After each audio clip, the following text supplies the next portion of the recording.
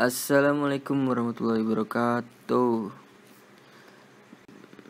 Kali ini saya akan berbagi informasi tentang minyak atsiri, yaitu salah satunya dari cengkeh, dimana kelompok saya beranggotakan saya sendiri Firman Ramadan, ada Sri Widyastuti, Asmi Widyasari, Sula Nur Syahbanin, dan Hasna Putri Wibawanti. Ya, dimana kita tahu Indonesia mempunyai potensi sebagai penghasil minyak atsiri yang berlimpah. Salah satunya yaitu tanaman cengkeh. Salah satu daerah dibudidayakan cengkeh yaitu di Jawa Barat. Oke, apa yang kamu tahu tentang tanaman cengkeh?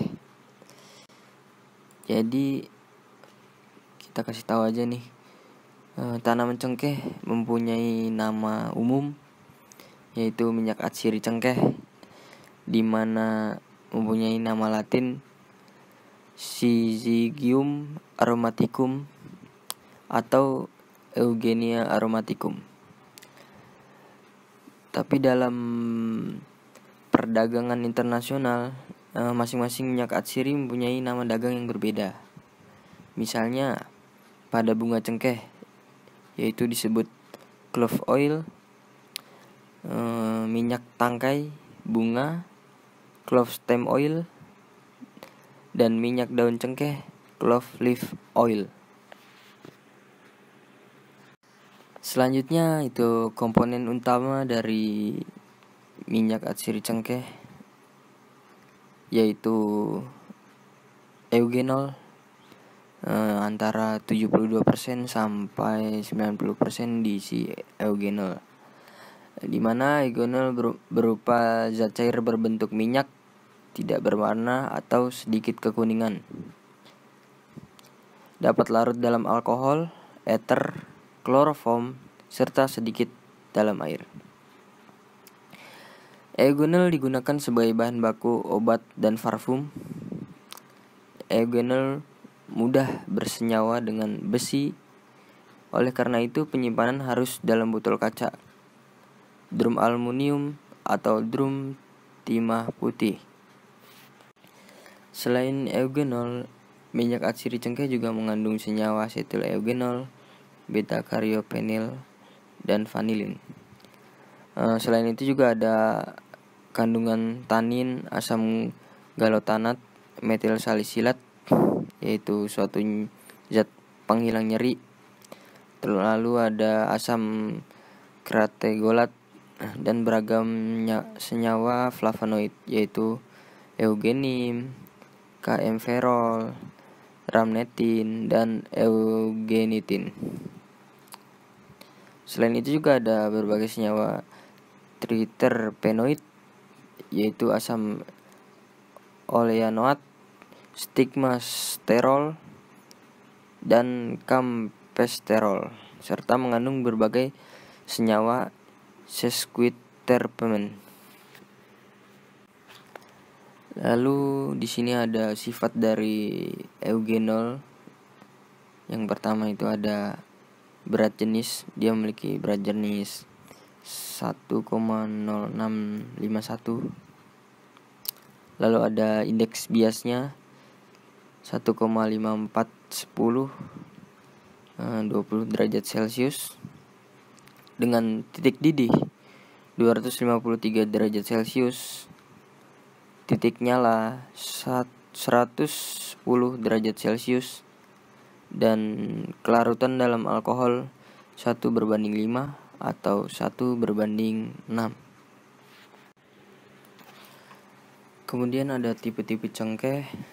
Yang pertama itu ada si putih, dimana daun cengkeh si putih berwarna hijau muda, kekuningan dengan helaian daun relatif lebih besar. Lalu mahkota terbentuk bulat dan agak bulat, relatif lebih besar dari si kotak, dengan jumlah pertandan kurang dari 15 kuntum. Mulai berproduksi pada umur 6,5 sampai 8,5 tahun. Akan tetapi produksi dan kualitas bunganya itu begitu rendah. Dan tangkai bunganya relatif panjang. Lalu yang kedua ada cengkeh sikotak. Biasanya daun cengkeh sikotak berwarna hijau muda kekuningan, kemudian berubah menjadi hijau tua dengan permukaan atas licin dan mengkilap. Helai daunnya agak langsing dengan ujung agak membulat. Cabang utama yang pertama hidup, sehingga percobaan kelihatan rendah sampai permukaan tanah. Bertangkai panjang itu rata-rata 20-50 kuntum per tandan. Terus mulai berbunga sama seperti si putih, 6,5 sampai 8,5 tahun. Itu baru mulai berbunga. Bunganya biasanya berwarna hijau ketika masih muda dan menjadi kuning saat matang dengan pangkal berwarna merah. Produksinya lebih baik daripada si putih, tetapi lebih rendah dari Zanzibar dengan kualitas sedang. Cengkeh tipe Zanzibar ini yang ketiga memiliki tipe cengkeh terbaik yang sangat dianjurkan karena adanya adaptasi yang luas, produksinya tinggi, dan kualitasnya baik. Daunnya mulanya berwarna merah muda, kemudian berubah menjadi hijau tua pada permukaan atas dan hijau pucat memudar pada permukaan bawah. Pangkal tangkai daun berwarna merah, ruas daun dan percabangan sangat rapat merimbun. Tipe ini mulai berbunga pada umur 4,5 sampai 6,5 tahun. Lebih rendah atau lebih cepat produksinya daripada cengkeh tipe si putih dan si kotak. Bunganya agak langsing, bertangkai pendek ketika muda, berwarna hijau dan menjadi kemerahan setelah matang. Bunganya banyak dengan jumlah bunga bisa lebih dari 50 kuntum per tandannya. Lebih banyak daripada si putih. Lalu yang keempat ini ada cengkeh tipe Ambon. Cengkeh tipe Ambon ini tidak dianjurkan untuk ditanam karena produksi dan daya adaptasinya begitu rendah dan kualitas yang kurang baik. Daunnya berwarna ros muda dan hijau muda, lebih muda dari Zanzibar.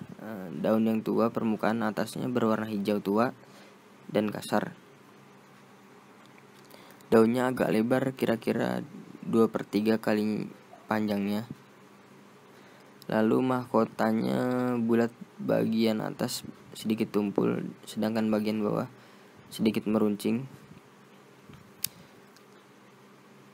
Cabang utamanya mati sehingga seolah percabangan mulai dari ketinggian 1,5 sampai 2 meter. Tipe ini mulai berbunga pada umur 6,5 sampai 8,5 tahun. Selanjutnya yang akan saya jelaskan yaitu nama tanaman, bagian tanaman atau sumber tanaman penghasil. Nah, sumber tanaman penghasil ini yaitu tanaman cengkeh itu sendiri, dan nama tanaman ini, nama minyak atsiri dari cengkeh ini yaitu Syzygium aromaticum atau Eugenia aromaticum. Nah, pada tanaman cengkeh ini terdapat beberapa bagian yang akan diolah atau yang menghasilkan minyak atsiri. Bagian-bagian tersebut terdapat pada bagian kuntum bunga atau bagian bunganya, kemudian tangkai bunga yang terhubung dengan untung bunga, dan juga pada daun tanaman cengkeh itu sendiri. Nah, kemudian dalam perdagangan minyak atsiri cengkeh ini memiliki nama dagang yang berbeda-beda sesuai dengan bagian tanaman yang diambil ekstrak minyak atsirinya. Seperti yang pertama, yaitu minyak atsiri kuntum bunga cengkeh yang memiliki nama dagang sebagai clove oil. Kemudian minyak atsiri tangkai bunga cengkeh yang memiliki nama dagang sebagai clove stem oil. Kemudian yang ketiga yaitu minyak atsiri daun cengkeh atau clove leaf oil. Selanjutnya, saya akan menjelaskan mengenai syarat pertumbuhan dari tanaman cengkeh. Yang pertama, dilihat dari segi media tanamnya. Yang pertama, itu ada syaratnya jenis tanah yang baik adalah latosol, andosol, dan podisilik merah. Yang kedua, pH yang cocok untuk tanaman cengkeh adalah 5,5 sampai 5,6. Yang ketiga, kedalaman air tanah pada musim hujan tidak lebih dangkal dari 3 meter dari permukaan tanah dan pada musim kemarau tidak lebih dari 8 meter. Untuk yang keempat, tanah dengan kemiringan sampai 20% lebih baik dari tanah datar karena drainasenya itu baik. Nah, selanjutnya dilihat dari iklimnya. Yang pertama, cengkeh menghendaki iklim yang panas dengan curah hujan yang cukup merata. Yang kedua, angin yang terlalu kencang dapat merusak tanaman. Yang ketiga, cengkeh menghendaki sinar matahari minimal 8 jam per hari. Yang keempat, suhu yang optimal tanaman ini dikehendaki adalah 22-30 derajat Celcius dengan kelembapan udara antara 60-80%. Selanjutnya, dilihat dari ketinggian tempatnya. Nah, dari ketinggian tempatnya ini, itu tanaman cengkeh cocok pada ketinggian 0-900 meter di atas permukaan laut atau terletak pada ketinggian lebih dari 900 meter di atas permukaan laut dengan hamparan lahan yang menghadap ke laut.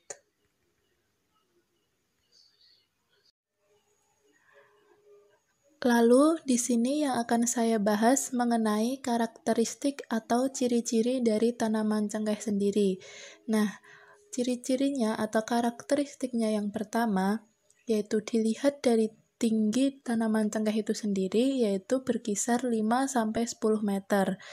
Lalu, dia memiliki akar tunggang yang panjang dan kuat, dan juga cabang-cabangnya sangat banyak dan rapat.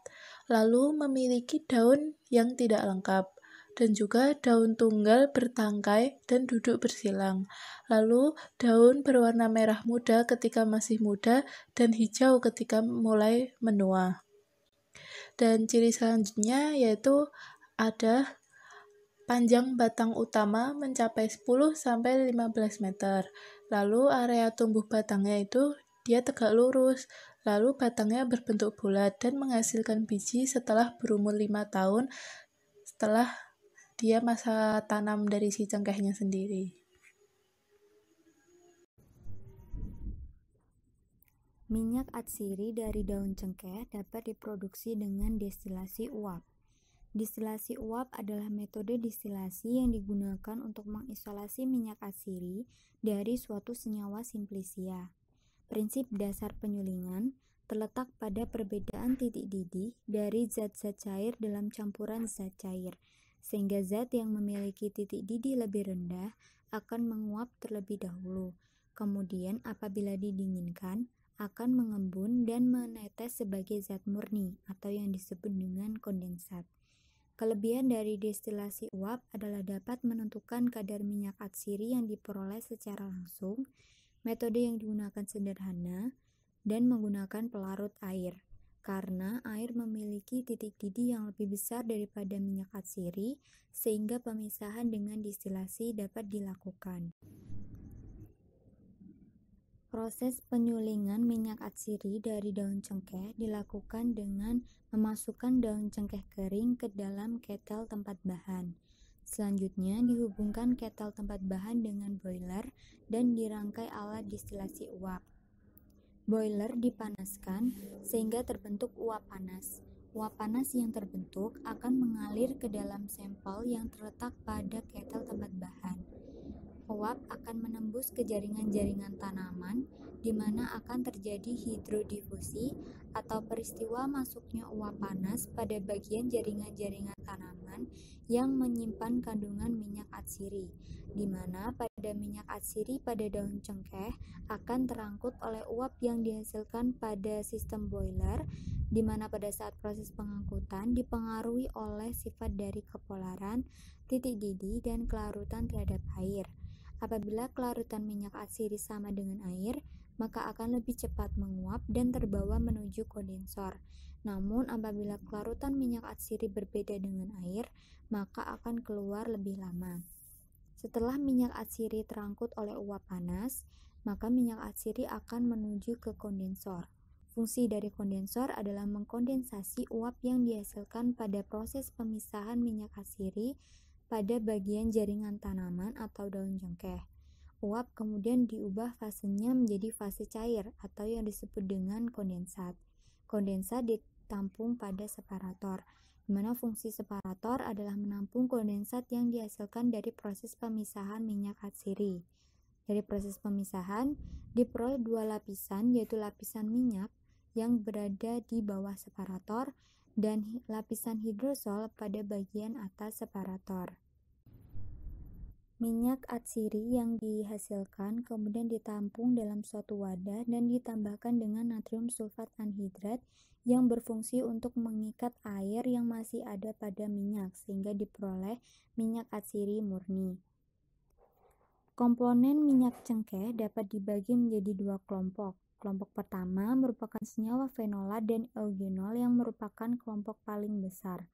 Dalam minyak cengkeh terdapat senyawa eugenol yang kadarnya sangat tinggi, yaitu 80-90%. Eugenol yang merupakan senyawa turunan fenol mempunyai sifat mudah melepas atom hidrogen pada gugus hidroksinya.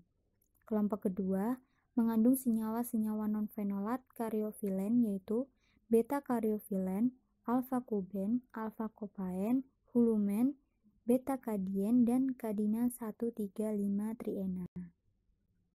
Selanjutnya adalah senyawa eugenol. Senyawa eugenol merupakan komponen utama yang terkandung dalam minyak cengkeh atau Syzygium aromaticum dengan kandungan dapat mencapai 70-96%.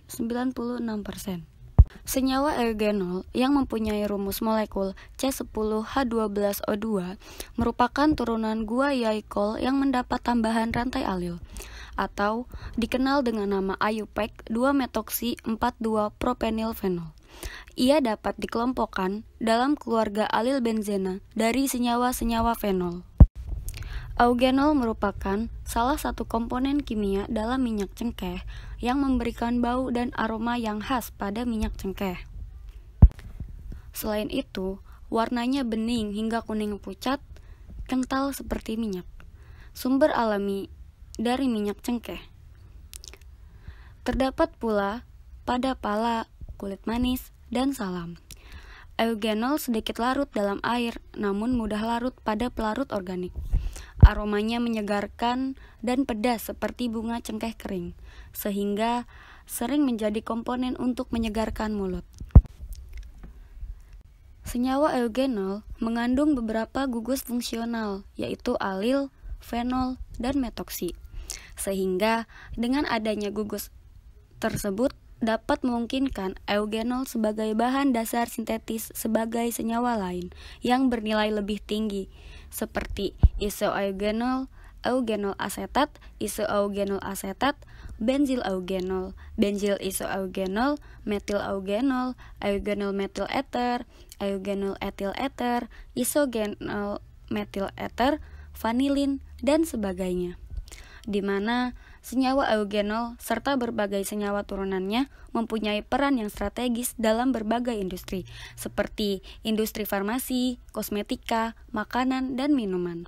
Bahkan rokok, pestisida nabati, perikanan, pertambangan, kemasan aktif, dan industri kimia lainnya. Menurut penelitian Guenther, komponen utama minyak daun cengkeh ialah eugenol, yaitu kira-kira 80-90% dan karyofilen 10%. Seperti kita lihat struktur eugenol dan karyofilen. Nah, dari struktur di atas dapat diketahui bahwa eugenol mempunyai gugus hidroksi, metoksi, dan alil. Adanya gugus hidroksi menjadikan eugenol sebagai senyawa fenofilik.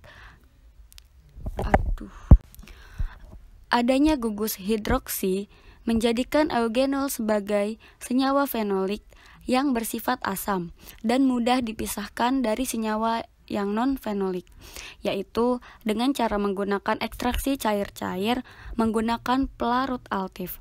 Dalam hal ini, karena eugenol bersifat asam, maka dapat digunakan pelarut yang bersifat basa seperti NaOH atau natrium hidroksida. Dengan adanya penambahan basa ke dalam minyak cengkeh, maka akan terjadi perbedaan kelarutan antara eugenol dan karyofilen. Eugenol akan larut membentuk garam natrium eugenolat, sedangkan karyofilennya tidak larut dalam air sehingga dapat dipisahkan.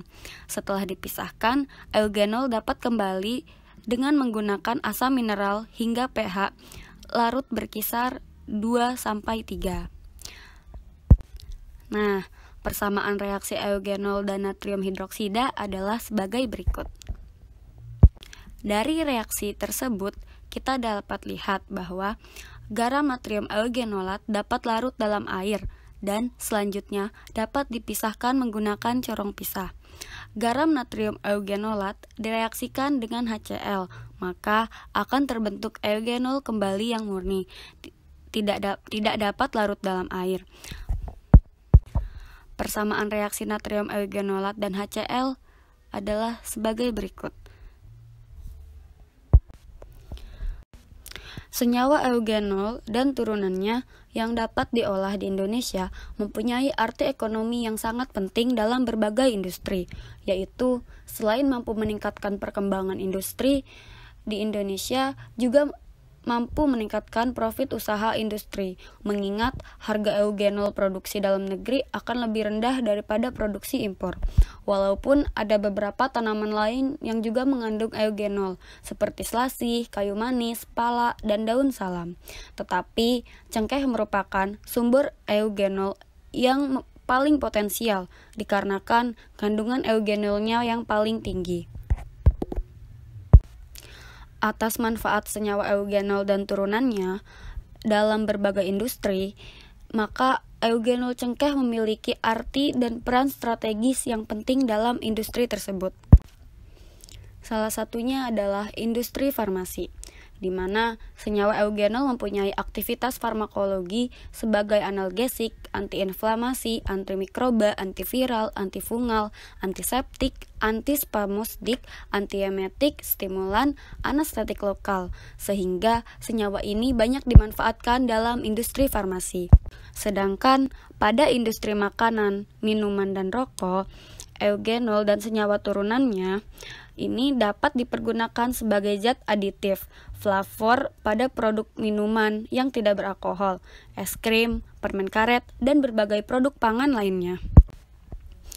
Sedangkan pada industri pestisida nabati, senyawa eugenol dapat disintesis menjadi pestisida turunan karbamat, di mana berupa senyawa 4-alil-2-metoksi-6-aminopenol. Pestisida turunan karbamat daya toksisitasnya rendah terhadap mamalia dibandingkan dengan organofosfat, tetapi sangat efektif untuk membunuh insekta. Di samping itu, pestisida turunan karbamat bersifat selektif dan mudah mengurai sehingga tidak berlarut-larut mencemari lingkungan. Pada industri kemasan aktif, senyawa eugenol serta turunannya yang bersifat antioksidan dan antimikroba dapat dipergunakan sebagai bahan baku edible coating maupun edible film. Terakhir adalah turunan senyawa eugenol di industri kimia lainnya. Eugenol dapat dipergunakan sebagai zat bioaditif bahan bakar solar, di mana senyawa eugenol asetat dapat meningkatkan bilangan asetana solar, sehingga dapat meningkatkan kinerja bahan bakar solar.